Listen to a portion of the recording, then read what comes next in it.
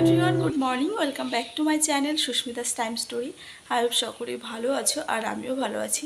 আজকে হচ্ছে বৃহস্পতিবার আর এখন কটা বাজে বলো তো? 8:30। তো ঘুম থেকে এক্ষুনি উঠলাম, এইমাত্র। আজকে অনেকটা দেরি, 8:30টায় মনে হয় কোনো দিনও ওঠেনি, বেশ অনেক দিন। তো আজকে দেরি করে উঠেছি। তো চলো কাজগুলো শুরু করি। তো এই যে বিছানা গোছাবো, আজকে আবার বৃহস্পতিবারে পুজো আছে।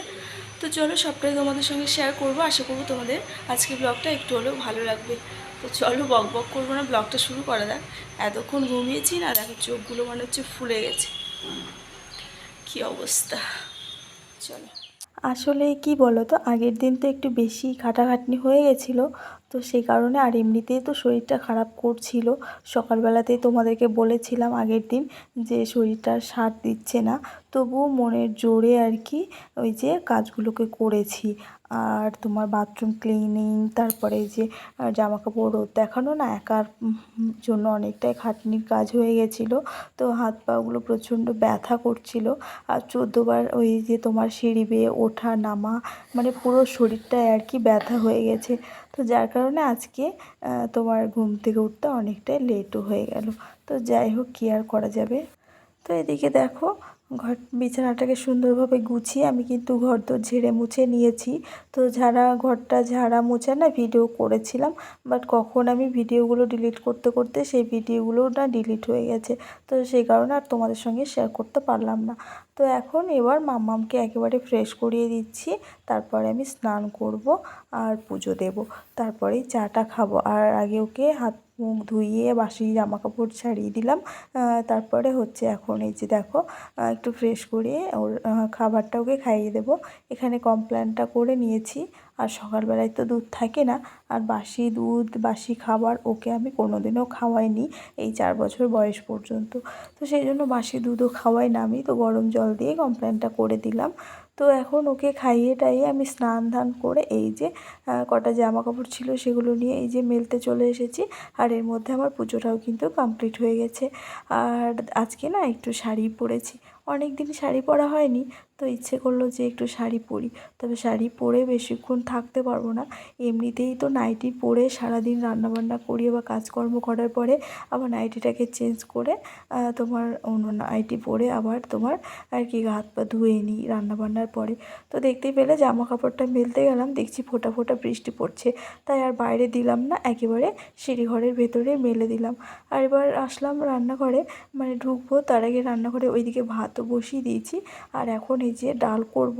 আজকে তো বৃহস্পতিবার, নিরামিষ, তো সেই কারণে ওই যে আগের দিন দেখলে না মটর ডালটা ঝেড়ে রেখেছি, তো মটর ডালটা না বেছে একেবারে মানে করা হয়নি, পরিষ্কার করে রাখা হয়নি।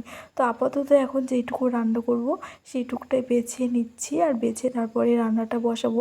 আর না বেছে খেতে একদম ভালো লাগবে না, দেখতে তো ভালোই লাগবে না। এরকম যদি ডালের মধ্যে কালো কালো খোসা থাকে তবে কি দেখতে ভালো লাগবে বলো? খাবারটাও খেতে ভালো লাগবে না। তো সেই কারণে এখনকার মতো বাছতে শুরু করেছি, পরে সময় বুঝে বেছে রাখবো। তো দেখো বাছার পরে কতটা ঝকঝকে চকচকে লাগছে। তো এইরকমটাই হবে আর কি। তো এদিকে দেখো রান্নাঘরে এসে না আমার অনেকটা রান্নাবান্না কমপ্লিট হয়ে গেছে। ভাত করে নিয়েছি, ডাল করেছি, তারপরে তোমার সবজিটাও হয়ে গেছে, গাইস, রাত্রিবেলায় এখন কলা আর গুড ভাজাটা ইভিনিং করছি। মানে ইভিনিং নেই, এখন বাজে 8:30। আর দেখো এখন এই যে বসেছি রাজকার্য করতে। সন্ধ্যার চা খাওয়া, সন্ধ্যাবাতি দেওয়া সবটা হয়ে গেছে, 8:30 বাজে, মানে বুঝতে পারছো। তো শোকেসের সমস্ত কিছু না বের করে রাখলাম, কালকে রোদে দেব। আর শোকেসের ভেতরটা এখন সুন্দরভাবে মুছে একদম সবটা বাইরে বের করে গুছিয়ে রাখবো। আর কালকে জামা কাপড়গুলো এগুলো রোদে দিয়ে তারপর এগুলো আর কি গুছিয়ে কালকে রাখবো। তো বাকি ওই যে কাচের ভেতরে যেগুলো রয়েছে সেগুলো এখন গুছিয়ে পরিষ্কার করে রাখবো। আর সঙ্গে মানে একটুখানি আর কি গুছিয়ে নেবো, অনেকদিন শোকেসটা গোছানোই হয়নি, তো সেই কারণে সবগুলো ওই যে বের করেছি। তাও বের করতাম না, মামামের একটা জিনিস খুঁজতে গিয়ে সবটা বেরোলো আর কি। তো বের যখন হয়েছে তখন ভাবলাম যে সবটা গুছিয়েই নিই, কালকে যদি রোদ হয় তবে রোদ দেখাবো। তো চলো। তো বন্ধুরা দেখতেই পেলে যে 8:30 বাজে এখন, আর এখন আমি এই যে এই সমস্ত কাজকর্মগুলো করতে বসেছি। অ্যাকচুয়ালি সকাল থেকে দুপুর পর্যন্ত ওই 1টা 2টো পর্যন্ত প্রচুর ব্যস্ততার মধ্যে দিয়ে কাটে সময়টা।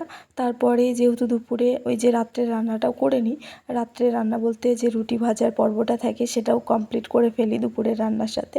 তো সেই কারণে না সন্ধ্যার দিক করে আমার আর কোনো কাজ থাকে না, ফাঁকা টাইম বসেই থাকি, হয়তো মোবাইল নিয়ে একটু ঘাটাঘাটি করি, মানে মোবাইলের পেছনে আর কি কাটাই।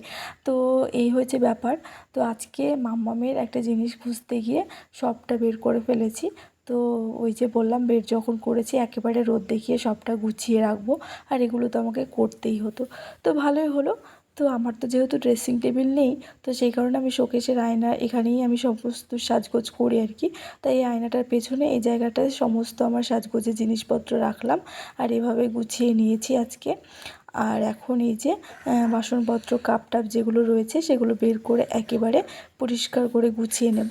আর কালকে ওই যে যেগুলো রোদে দেখাবো সেই জায়গাগুলো আর কি মানে সবটা মুছে রাখবো এখন পরিষ্কার করে, কালকে শুধু রোদ দেখিয়ে ভাঁজ করে রেখে দেবো, এই হয়েছে ব্যাপার। তো চলো আমি ঝটপট শোকেসটা গুছিয়ে নিই। আর আজকে তো দেখতেই পেলে যে ঘুম থেকে অনেকটা লেট করে উঠেছি, আর ঘুম থেকে দেরি করে উঠেও কিন্তু ঠান্ডা মাথায় সমস্ত সংসারের কাজ থেকে এই যে ডাস্টিংয়ের কাজ, সমস্ত বড় বড় কাজগুলো আমি একা হাতে এইভাবে সময় বুঝে করে নিই। দেরি করে উঠেছি বলে যে সব কাজ আমি স্কিপ করে যাবো এটা কিন্তু নয়। আর মাথা গরম করলে কিন্তু শুধু ওই রাগ করাই হবে, আর কাজের বেলায় কিছুই হবে না। তো এই হচ্ছে ব্যাপার। তাই মাথাকে ঠান্ডা রেখে ধীরে সুস্থে সমস্ত কাজ আমি গুছিয়ে নিয়েছি। ঘুম থেকে উঠে তো সংসারে বাসি কাজকর্ম, রান্নাবান্না, তারপরে মাম্মামকে সামলানো, তারপরে তোমার সবটাই তোমাদের দাদাভাইয়ের টিফিন গোছানো, সবটা করেছি। আর এখন রাত্রিবেলা এই যে আমার যে বাকি সংসারের কাজগুলো থাকে এক্সট্রা, সেগুলো এখন করে নিলাম। তো বন্ধুরা আজকে খুবই ছোট্ট একটা ব্লগের মাধ্যমে তোমাদের সঙ্গে শেয়ার করলাম। তো আজকে ব্লগটা কেমন লাগলো অবশ্যই আমাকে কমেন্ট করে জানিও।